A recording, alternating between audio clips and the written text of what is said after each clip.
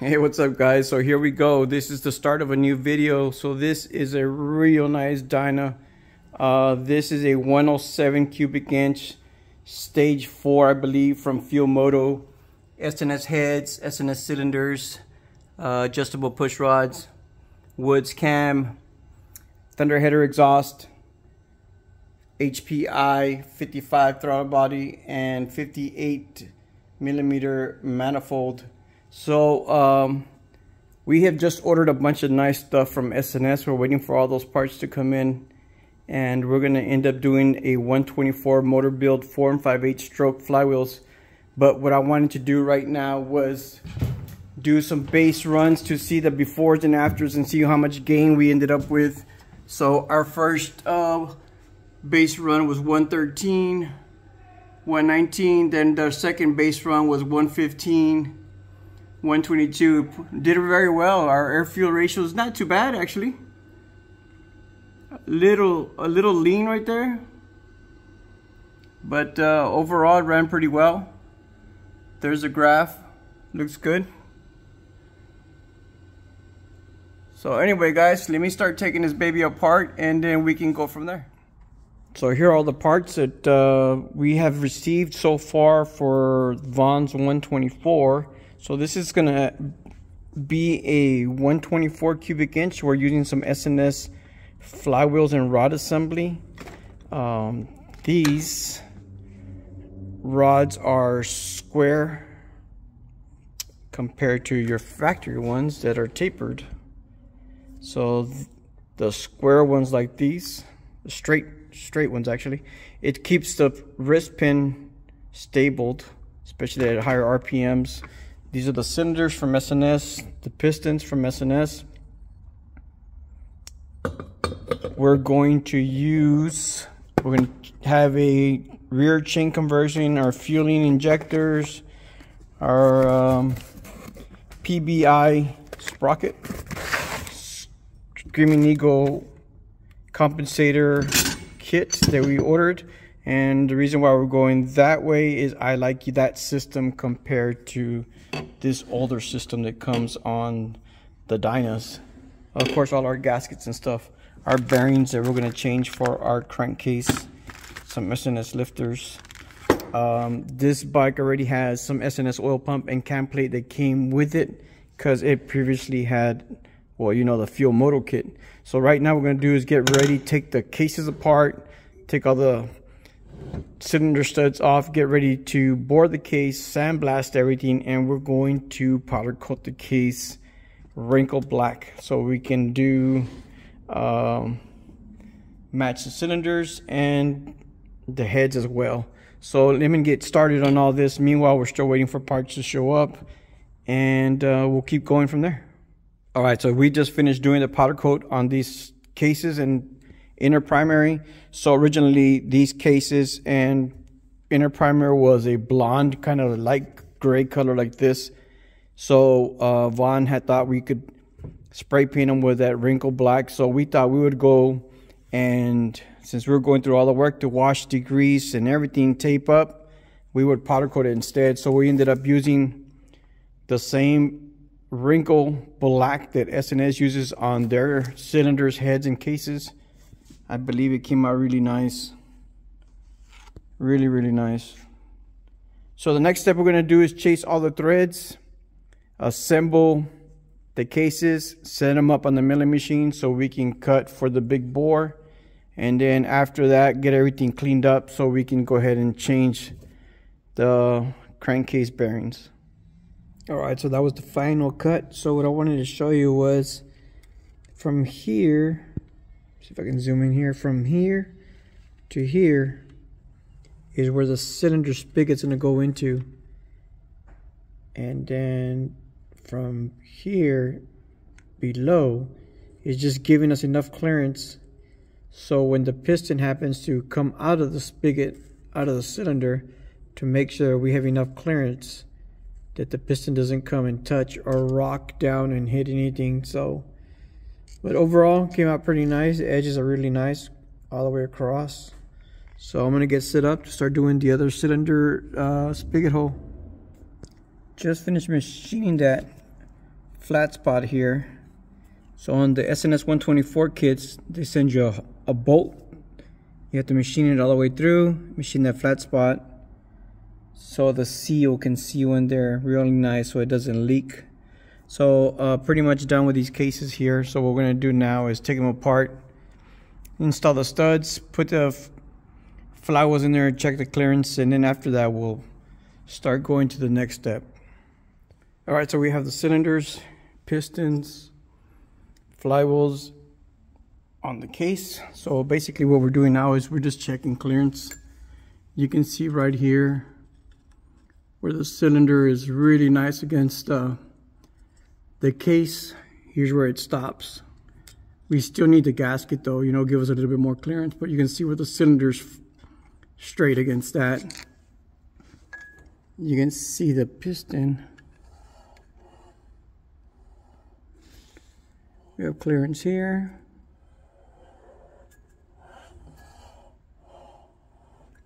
Where the pistons are going up and down.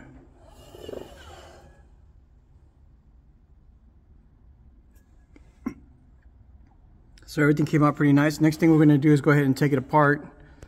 And I know that SNS says that they don't have to weld their pin, but we're going to go ahead and weld their pin and their plug. We always like to do it just for extra reinforcement.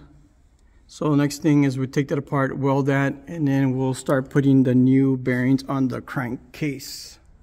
Just finished installing the new crankcase bearing on this would be the left side, which would be your primary side, and getting ready to install the new bearing on the cam side using our famous awesome Jim's tool. Thank you to Jim's for having amazing tools. Already welded the crank pin and plug, reinforcing it. I don't think we needed to, but still.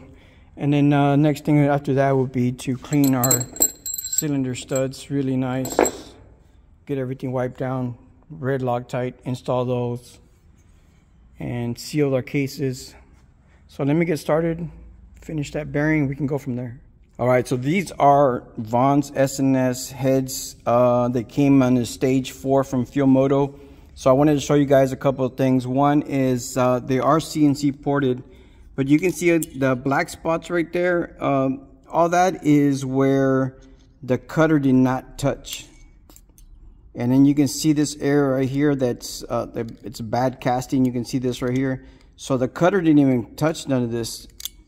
So I know some of you guys are really into CNC porting and stuff, which I think they're great too, you know what I mean? But this is a bad program here. It didn't even touch this thing. But what I really wanted to show you is we originally were going to use a SNS 640 cams. So this is a 2-inch intake valve, and we had planned to go with a bigger intake valve and a bigger exhaust valve. But our TDC on the 640 cam is it's a lot. It's like in the 280s, I believe. So if we would have gone with a bigger valve, there wouldn't have been enough room in between the two valves. The valves would have touched and they would have clipped each other. So that would have not been very good. So what we decided to do, these are some set of heads that we had originally done for a 117 cubic inch motor. And we ended up installing a 2150 intake valve and a 1650 exhaust valve. So we ended up going with a bigger lift cam, which is a Redshift 657 cam, but the TDC is very low. It's like in the 190s. So that gives us plenty of room once the valve is open. It gives us plenty of room in between both valves and they're not going to touch. So we ended up with a bigger valve and a bigger intake valve and a bigger exhaust valve, and we still have plenty of clearance. So also wanted to show you the difference. You see, get this squared away there. That's the difference on the intake valve size. You can see it's quite a bit different. So right there. So yeah, it's a huge difference. which is pretty damn nice. Lets a lot more fuel and air in. So this motor is going to run really nice. So what we decided to do now is use, these are some Screaming Eagle 120R heads that we had ported for another build. It never got used. So we're going to end up, Vaughn ended up buying these heads from the previous customer. So he's going to put these heads on the 124 build. So these heads are going to be redone for another build in the future. But also wanted to show you, these are the kibble white springs that we used on the 120R heads. And you guys know I talk about it all the time. I like spring pressure. And these were the Beehive springs that came on the S&S heads. They are good springs. I'm not knocking them, but I like spring pressure. Now these are good for, I would use these on a smaller motor. Really, I don't even use Beehive springs, but I would have used them on a smaller motor. But these are the springs that are going on here. So let me continue with this build, and we'll keep you guys posted as we're going along. All right, so we have the motor in the frame. Everything's bolted down. So our next step is going to be to change cam bearings. We're going to use our S&S ones like we always use. And getting ready to install the oil pump cam plate. He already had previously before. But I want to show you something real quick. So we had originally was going to use the Redshift 657, but I'm thinking we're going to use the 647s instead. And let me show you why we're going to end up doing this. So basically we have the Redshift. This is the Redshift 657. The intake opens at 27 and closes at 45. The duration is less, 252. The lift is a 658. So when the intake valve closes at 45, this is more of a low-end, mid-range torque cam. So if we use a 647 cam, it opens at 26 and closes at 58. So that one closes at 58, this one closes at 45. Our duration is longer, 264. And our lift is 647. So there's a 10,000ths lift difference. That's, let me see if I can get it. That's the difference right there. 10,000ths. That's nothing compared to what we're going to gain because of our duration and because the valve, intake valve, is going to close later. So what does that mean? So that means if we come over here to our head, the valve is going to open up 10,000ths, which is nothing less, but the valve's going to stay open longer. So letting more fuel and more air in, and then it's going to close later. So it's going to give us more of a horsepower cam versus a torque cam, and it's going to be a mid-range to a top-end cam. He plans to tour with his bike and everything, so this would be a good cam for passing, going around a semi and stuff like that, going good highway speed. So I think we're going to end up doing the 647 cam instead. So we're going to get everything set up, install our cams on the cam plate, get it in the motor, and then we'll go from there. All right, oil pump's on, cams are on the cam plate. I wanted to take this moment and show you guys, I've shown you guys this before in some of our other videos, but how important it is. See if I can get this thing to focus here. For you guys to chase the threads whenever you reinstall this. You can see all that grime and stuff on those threads, all that Loctite that's still on there. So it's very, very important to clean these things before you put them on, to make sure that, one, the Loctite dries on the threads and not on the grime that's on the threads. And two is that it's going to give you a wrong reading when you go to torque these things down. It won't give you the correct reading. So it's very important. Here we have one of the bolts that we chased the thread, and you can see right around here all the grime that came off the thread. So just wanted to stop and give you a quick tip on that stuff, guys. Let me continue with this, and then we're going to get the lifters and all that stuff set up so we can start getting ready to install the pistons, do the ring in gap and stuff. So let me get going on this. All right, so we're getting along on this thing pretty nice. Got all the cams, oil pump, cam plate already installed, cylinders, pistons. So what we're doing now is we're going to go ahead and check our cylinder to piston deck height. And I think this thing came out amazing. So right now the piston is coming up. So we're getting pretty close.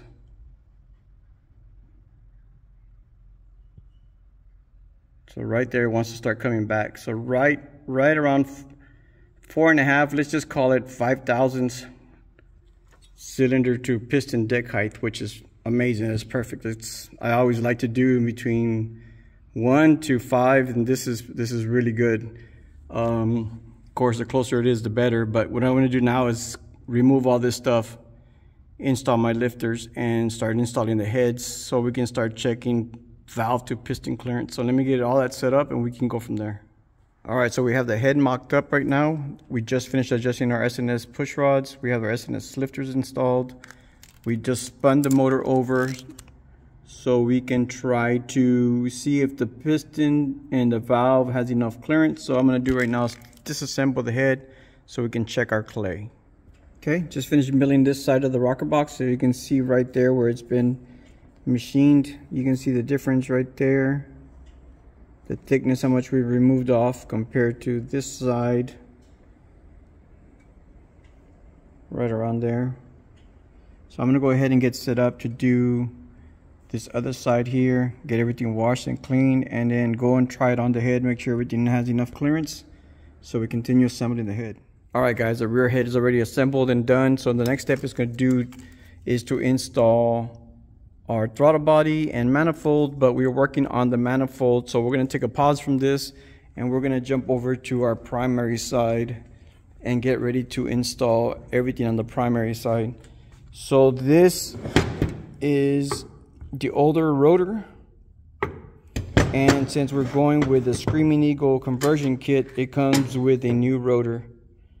So I really like using this conversion. To me, it works very, very well. We're going to install a new stator, and it had before a Barnett diaphragm with a fueling variable pressure plate, EK chain, O-ring, and a 24 rear transmission sprocket, 51 rear sprocket. So I'm going to get all this assembled and kind of show you guys at the end of the process. So I'm kind of bore you. This video is getting kind of long already, but I'm going to get this going and then show you guys the end of it. All right, so we're getting ready to install the throttle body and the manifold. We're going to use some fueling 6.2 injectors, but I first wanted to show you the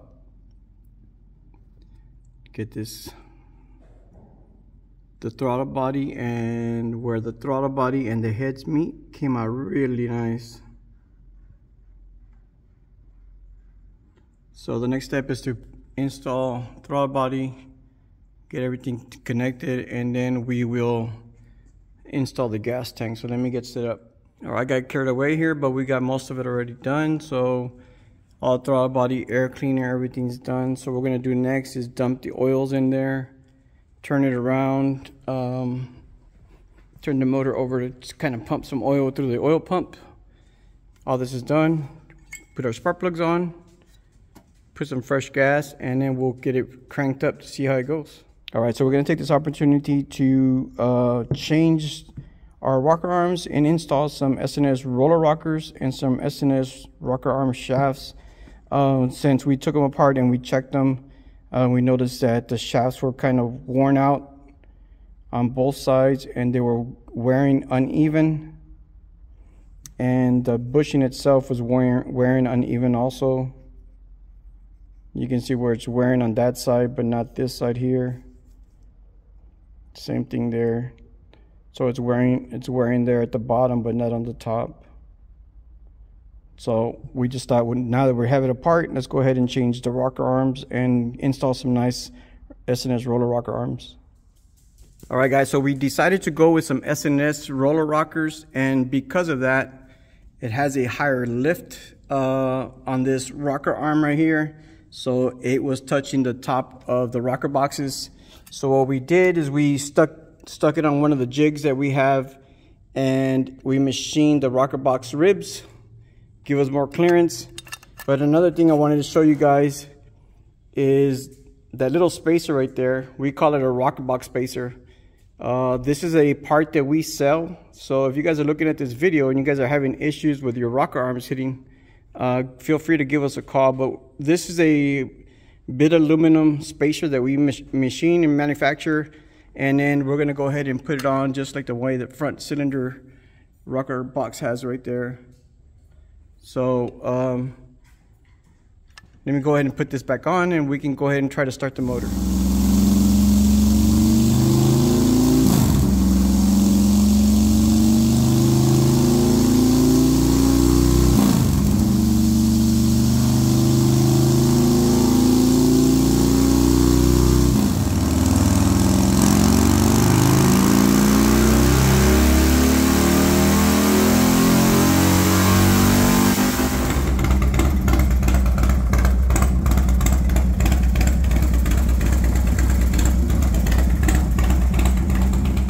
Guys, so we just finished doing the dyno tuning on Vaughn's 124 motor build. So very quick, just a small recap.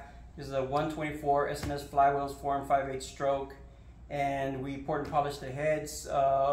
Downfall kind of is we used a 55mm throttle body from HPI. We were kind of hoping we could use a 58 or a 62, but Vaughn already had this since he had a prior build of a 107 fuel motor kit.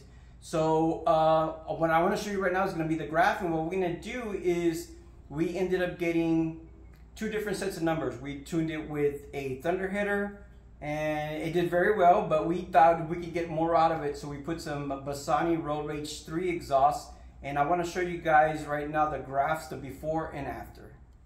Alright guys, so here we go with the results. So originally this thing was a fuel motor 107 kit. It did 113 horse, 119 torque, and you can see the graph right here is the red. So then we ended up doing the 124 motor build, and we ended up tuning it with the thunder headers, which is the blue, right? So it made 133 horse, 138 torque. Still very impressive, you know, for a touring motorcycle. Now this is a low compression 11 to 1 compression 55mm throttle body. So then we put the Bassani Road Rage exhaust, and it did quite a bit of difference. It did a 140 horse and 142 torque. You can see the huge difference here between the blue and the red. So overall, it did extremely well. So that kind of tells you that make sure you guys talk to your motor builders and do the research, find out exactly what you're trying to do with this bike, if it's for touring, if it's for kind of a hot rod bike, or for drag racing. Where the cam comes in and off is very important. Guys, thanks for watching. We have more videos on this bike coming with the building of the heads and stuff, so thanks for watching. We have more cool videos coming soon, guys.